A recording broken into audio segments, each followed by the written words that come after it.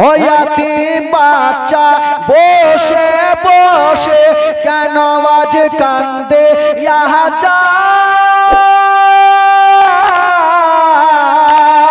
আরে খোদা তাআলা ডেকে তামাম ফেরেশতাদের তাই তো আই খোদা তাআলা ডেকে তামাম ফেরেশতাদের তাই তো কয় ফেরেশতাদের তাই তো কয় তাড়াতাড়ি করে তোমরা তাড়াতাড়ি করে তোমরা তাড়াতাড়ি করে তোমরা নাও না কোলে তুলে রে আরশের পায়া হেলে রে।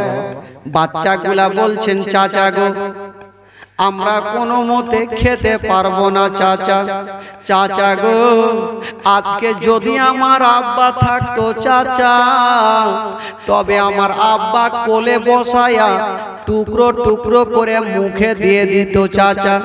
মাসকুর বলছেন বাবা তোমরা দেরি করো না, তোমরা রাতারাতি এখান থেকে পালিয়ে যাও মদিনা। ওই বাচ্চা ছেলেগুলো বলছেন চাচা গো ও গো চাচা আমরা রাস্তাঘাট চিনি না চাচা, কেমন করে মদিনায় যাব গো চাচা। চাচা আমরা মদিনা কেমন করে যাব চাচা, কালকে রাস্তা ভুল করে দিয়েছিলাম চাচা, সারা রাত দৌড়িয়ে মদিনা যেতে পারিনি চাচা। ছোট ছোট ছেলে চাচা রাস্তা চিনি না। মাসকুর বলছেন বাবা চিন্তা করো না, তোমাদের এমন রাস্তা দেখিয়ে দেব তোমাদের জীবনটা বাঁচবে, মদিনায় যাবে বাবা। কি দিয়েছিল মাসকুর নিজের আঙ্গুঠি খানা খুলে বাচ্চাকে দিল আর বলল বাবা ওই যে দেখছো আলো জ্বলছে ওখানে যাও, আমার একটা লোক রাখা আছে, তোমরা আঙ্গুঠি খানা দিয়ে দিও আর মনের কথা বলিও, তোমাদের মদিনায় পৌঁছে দেবে। ছোট্ট ছেলেটা বলছেন দাদা এবার আমাদের জীবনটা বেঁচে যাবে। দাদা আঙ্গুঠি খানা নিয়ে দাদা এক কাজ করো দৌড়াতে আরম্ভ করো। বাচ্চা বাচ্চা ছেলেরা আঙ্গুঠি খানা হাতে নিয়ে দৌড়াতে আরম্ভ করেছে। যেই আলোটা দেখিয়েছিল বাবা ওই আলোটা লক্ষ্য করে যেমনই দৌড়াতে লেগেছে বা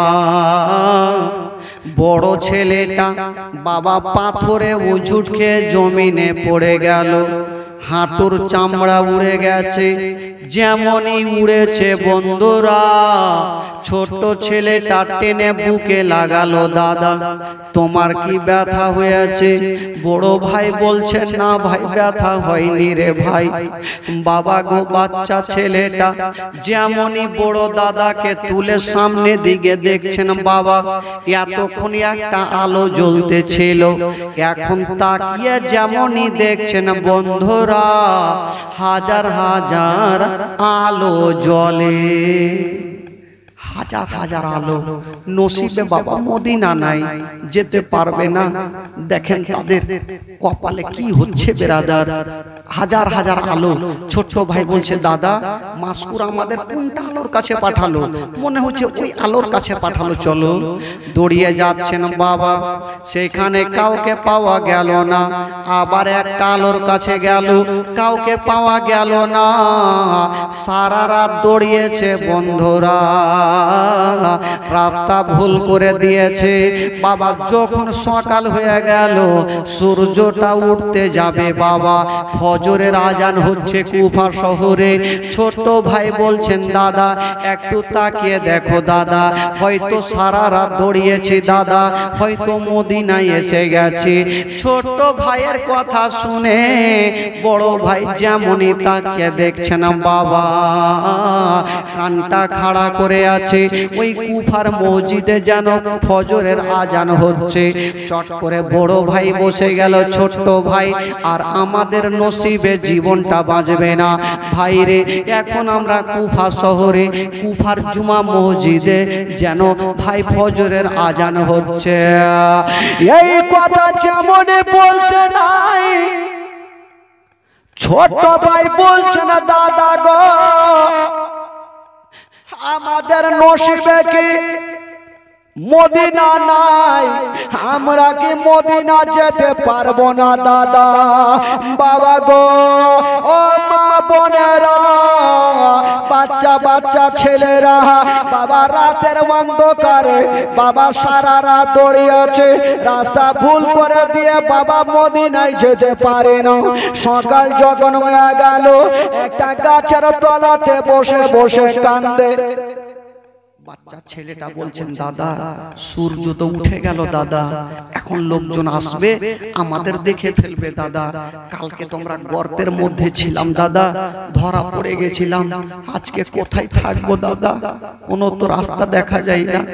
বাবা গো কথা চলছে আর ছোট্ট ভাইয়ের চোখ দিয়ে ঝরঝর করে পানি ঝরছে আর মুখ দিয়ে একটাই ছন্দ বের হচ্ছে, রাস্তার ধারে এতিম বাচ্চা কেন বসে কান্দে রে, আর সেরে পায়া হিলে রে।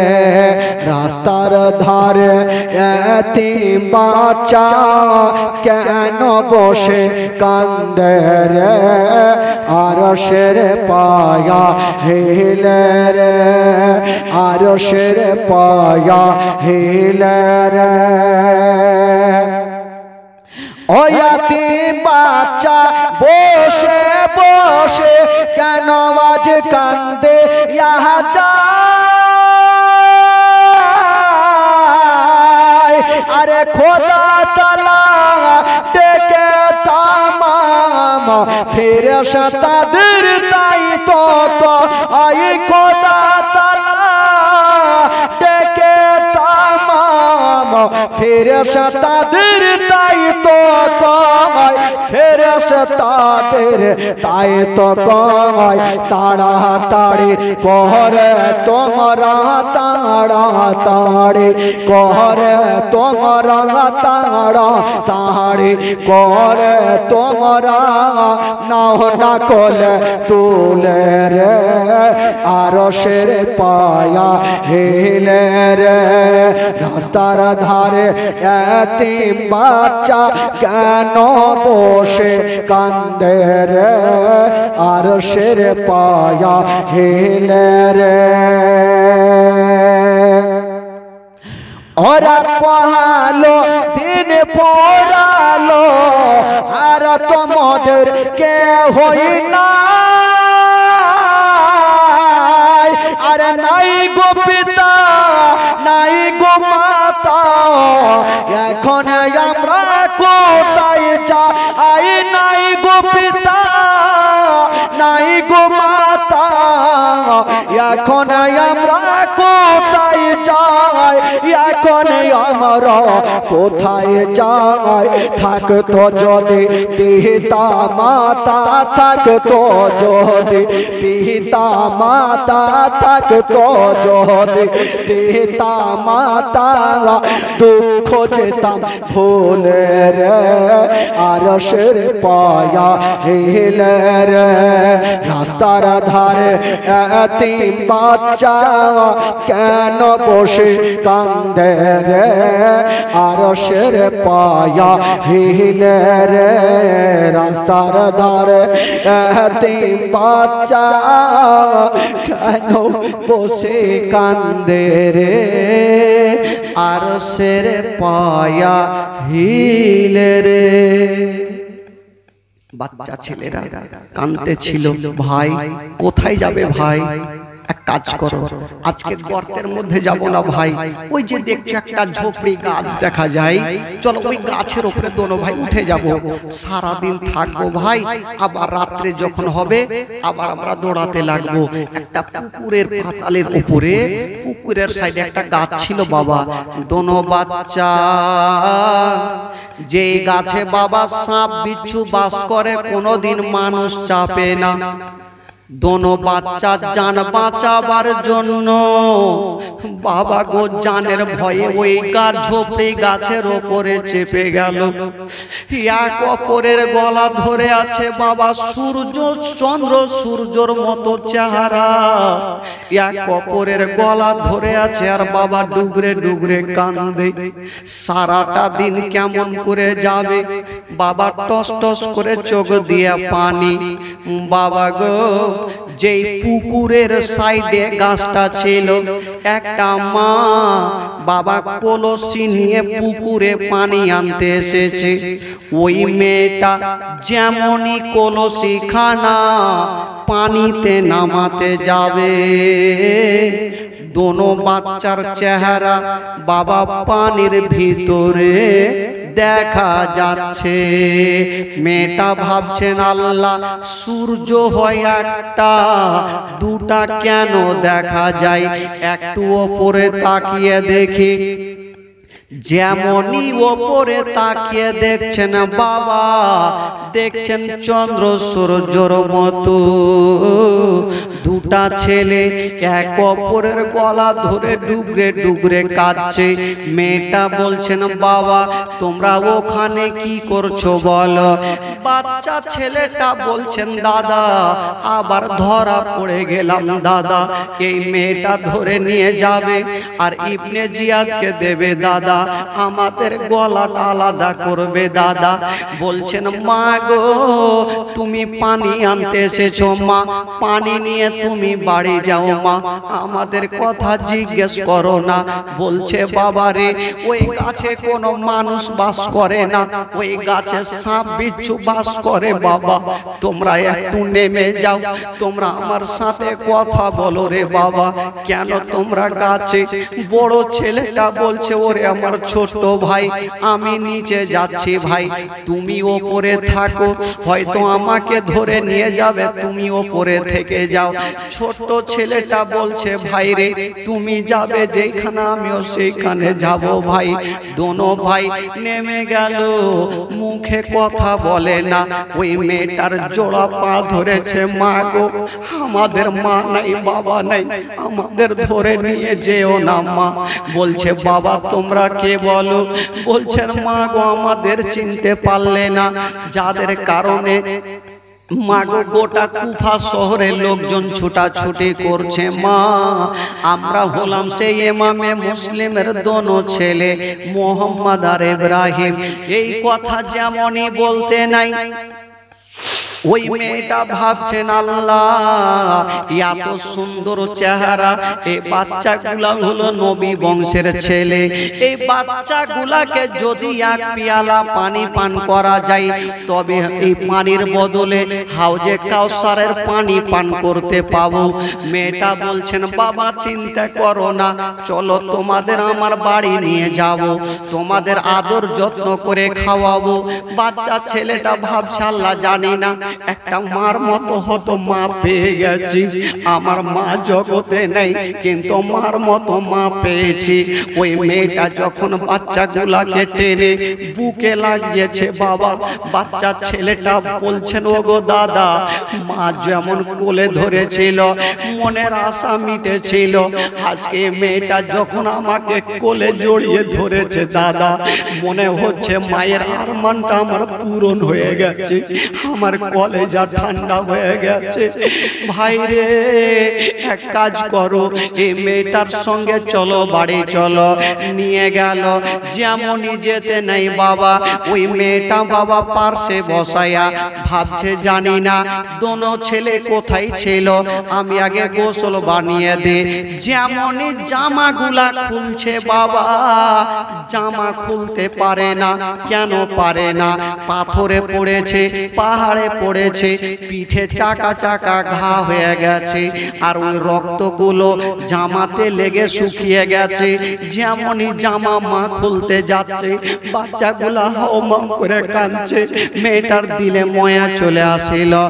বাবা গো, ওই মেয়েটা এক লোটা পানি নিয়ে ভিজায়া ভিজায়া জামাটা খুলেছে। বাবা যেমনই জামা খুলে দেখছে গো বাবা, খোদার কসম মনে হচ্ছে পিঠে চাকা চাকা ঘা হয়ে গেছে, রক্ত রক্ত মাংস বেরিয়ে গেছে।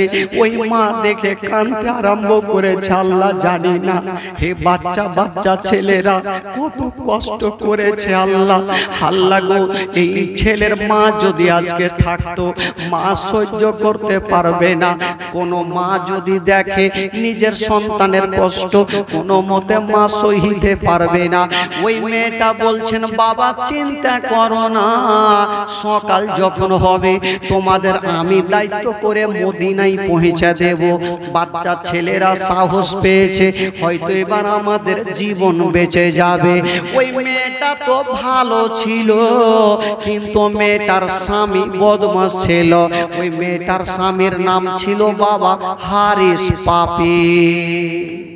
ওই মেয়েটার স্বামী কিন্তু ভালো ছিল না, দোনো বাচ্চাকে খোঁজার জন্য বেরিয়েছিল। ইবনে জিয়াদ বলেছিল যে দুটা বাচ্চাকে খুঁজে দেবে, এত টাকা দেব, সারা জীবন বসে খাবে, টাকা শেষ হবে না। তো ওই বাবা গো হারিস পাপিও বেরিয়েছে দোনো বাচ্চাকে খুঁজতে। আর হারিসের বাড়িতে দুটা বাচ্চা। রাস্তাতে ঘোড়া উজুট খেয়ে পড়লো, ঘোড়া মারা গেল।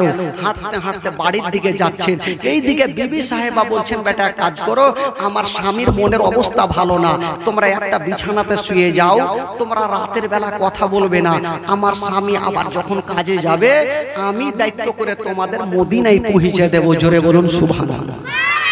তো বাচ্চা ছেলেরা সাহস পেল, যখন মা বলছে আমরা এবার জানটা বেঁচে যাবে। দোনো বাচ্চাকে একটা বিছানাতে রেখেছেন, বাইরে থেকে তালা বন্ধ। হারিস হাঁটতে হাঁটতে বাড়ি ঢুকলো, ঘাম চুইছে শরীর দিয়ে। বলছে, বিবি আমার তাড়াতাড়ি খেতে দাও। বলে, স্বামী গো কেন মনটা খারাপ?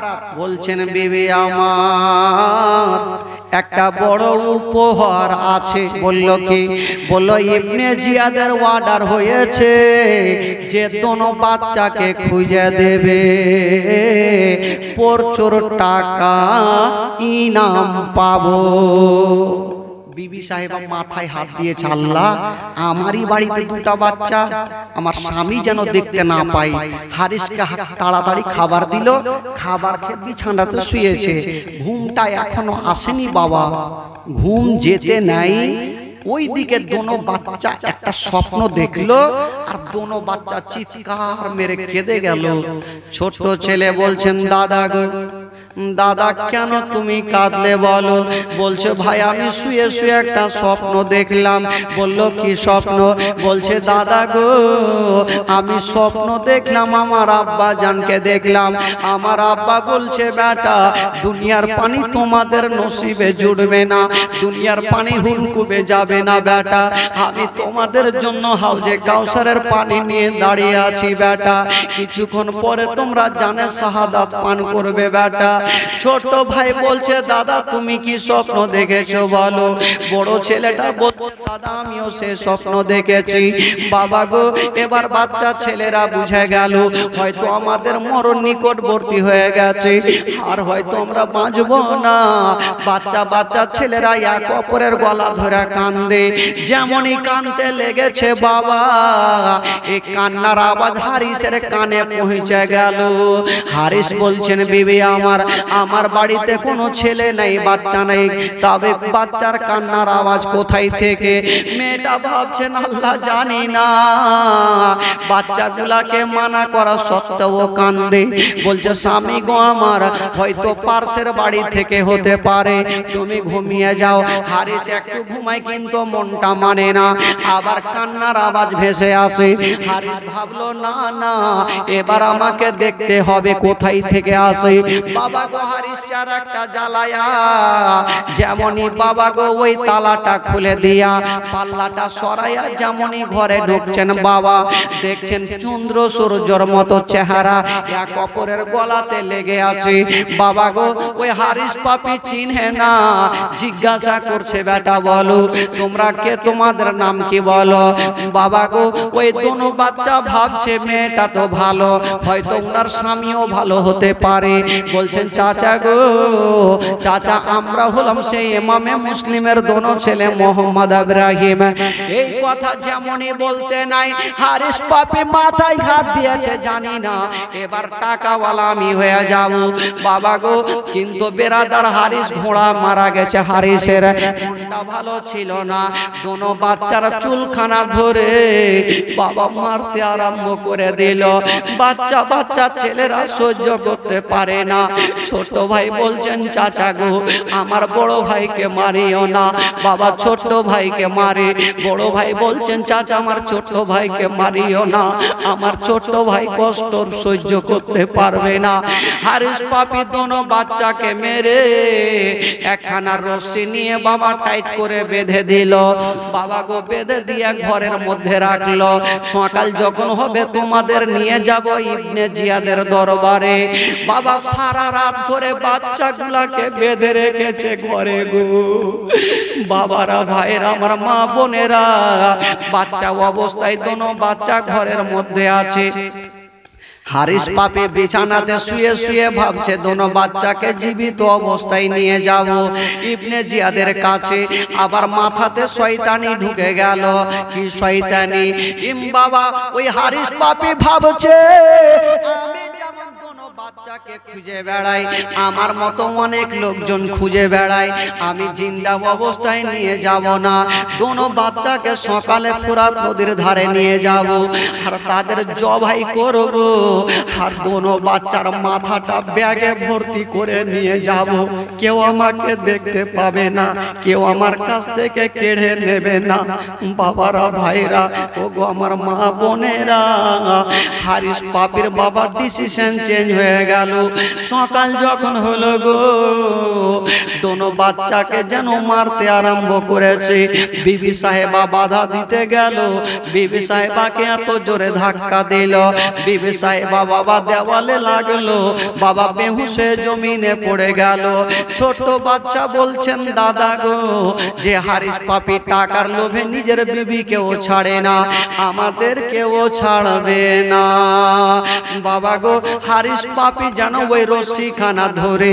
বাবা ঘোড়ার উপরে উঠে গেল আর টান দিয়ে দিয়ে নিয়ে যাচ্ছে বাবা ওরে যুবকেরা রে একজন কাউরি যদি পায়ে রশি বেঁধে এখান থেকে টেনে নিয়ে যাওয়া যায় বলুন তার অবস্থা কি হবে বাচ্চা বাচ্চা ছেলেরাকে টেনে নিয়ে যাচ্ছেন বাবা কখনো ছোট ভাই ওপরে কখনো বড় ভাই ওপরে কখন ছোট ভাই ওপরে কখনো বড় ভাই ওপরে থাকতে পারে না টানতে টানতে ফোরাত নদীর ধারে নিয়ে গেল দোনো বাচ্চাকে আছাড় মেরে জমিনে ফেলে দিল বলল ওরে ছেলেরা এবার তোরা মরার জন্য তৈরি হয়ে যা বাচ্চা বাচ্চা ছেলেরা বলছেন চাচা গো আমাদের জবাই করিও না চাচা যদি তুমি টাকা নিতে চাও চাচা তবে আমাদের জিন্দা নিয়ে চলো ইবনে জিয়াদের কাছে কিন্তু বাবা হারিস পাপি মানল না দোনো বাচ্চাকে মারার জন্য তৈরি হয়ে গেছে বাবা গো এখনই দোনো বাচ্চাকে হারিস বাবা জবাই করবে বেরাদার বন্ধুগণ বাবাজি হারিস পাপি কি করে দোনো বাচ্চাকে জবাই করবে এটা কালকে বলবো ভাই তারপরে হারিসের কি ঘটনা হবে হারিস যে দুই বাচ্চাকে মারবে তাকে কে মারবে বাবা কালকে শুনতে পাবেন আমার ভাইরা ও আমার মা বোনেরা রাত্রি 12:30 পার বাড়ি যেতে যেতে 1টা পার হায়াত বাকি মুলাকাত বাকি কালকে আবার যদি বেঁচে থাকি আবার এই পবিত্র সভাতে আল্লাহ পাক যদি রাখে তবে ইনশাআল্লাহ আজিজ আবার হাজির হব সকলে দাঁড়িয়ে যান আর সালাতু সালাম পড়ুন ইয়া নবী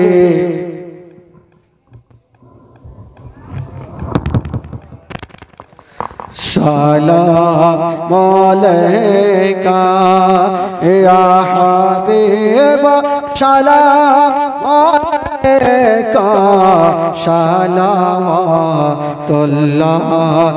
আলাইকা ইয়া রাসূলুল্লাহ ইয়া হাবিবি।